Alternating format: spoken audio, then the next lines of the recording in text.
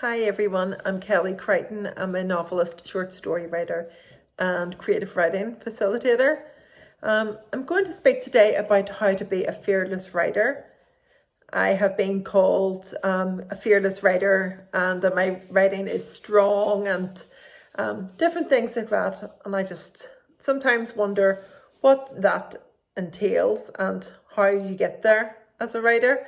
I think that being honest in your writing really is so important. Not pandering to, this is what people expect me to write. Really, it takes a bit of time, and it's about finding your voice. And your voice is simply how you view the world and what you want to say about the world. So I think, it does take a good balance of sensitivity. And being fearless as a writer doesn't mean being insensitive or aggressive, nasty, anything like that in your writing. I think that comes across sometimes when you're reading things.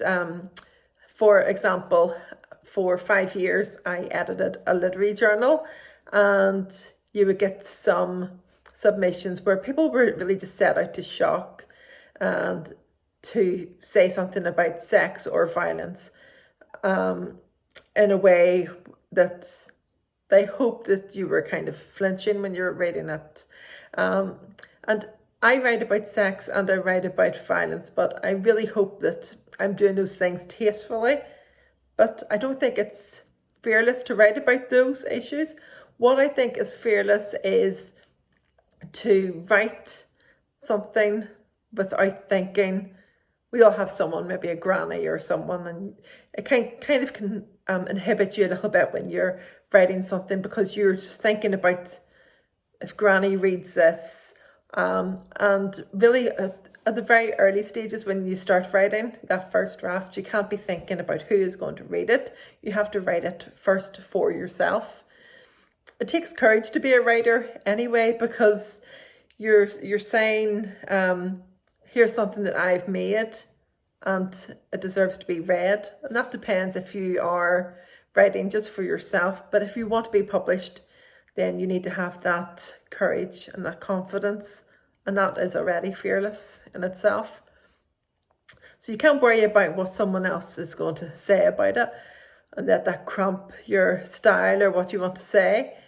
If there's something that you want to say about the world, say it. If there's something that you really think is wrong with society or wrong with people or whatever it is, and you want to say it, then say it. You don't have to.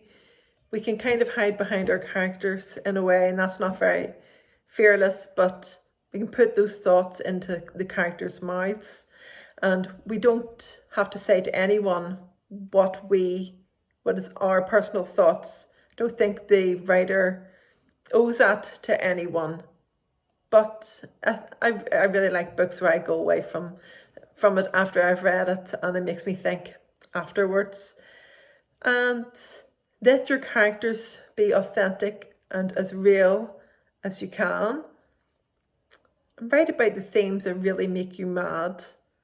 And I really believe that writers don't go into anything, very, very few writers go into anything knowing this is wrong.